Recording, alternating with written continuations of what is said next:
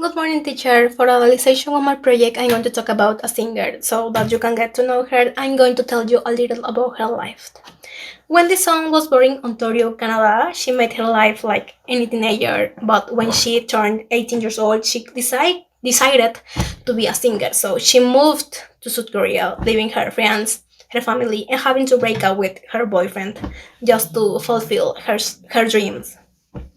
Currently, she has grown up. Now she is 26 years old. She got a haircut and she just dyed her hair yellow. She got a nice manicure and got a tattoo on one of her fingers. She really looks beautiful. Let's talk about her achievement. Wendy achieved to debut in a music group called Red Velvet. In South Korea, you can see different advertisement of the group and of her in collaboration with many bands. Wendy is a very talented girl.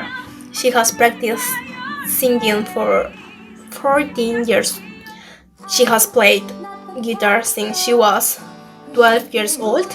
She has just released a song called Last Love for an album by her group.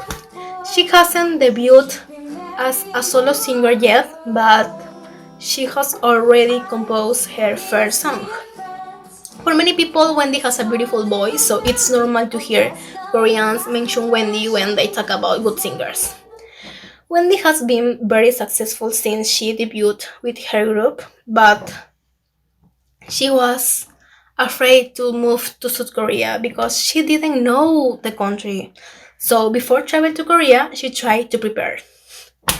One of the biggest problems that she knew she was going to have was the language barrier. So she decided to enter Korean classes as soon as she arrived in Korea. Another problem that she was also going to have was jet lag because the time difference in both countries is 14 hours. So she decided that before traveling to Korea, she will adapt her schedule to accommodate at Korean time. But despite that, when she arrived in Korea, she couldn't adapt easily because South Korea has a lot of customs or behaviors different from the rest of the world. For example, it's normal for Koreans to increase one more year of life. This may sound strange, but in Korea the age is counted from the day you were conceived.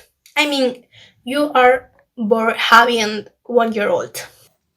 Another thing is that bowing when greeting is customary in Korea, and this was the hardest thing for Wendy to do because it's normal for Canadians to shake hands when greeting someone. Other examples are that it's customary to eat with chopstick in Korea. Also, leaving a tip is impolite for the waiters because they think it's an insult. It was difficult for Wendy to have to adapt to these customs. She has lived in Korea for 8 years, so she has acquired some Korean behaviors. Now she can live quietly in Korea and continue making her life as a singer. Well, teacher, that's how my project ends. Personally, I like doing it because Wendy is one of my favorite singers. I hope you like my project and goodbye.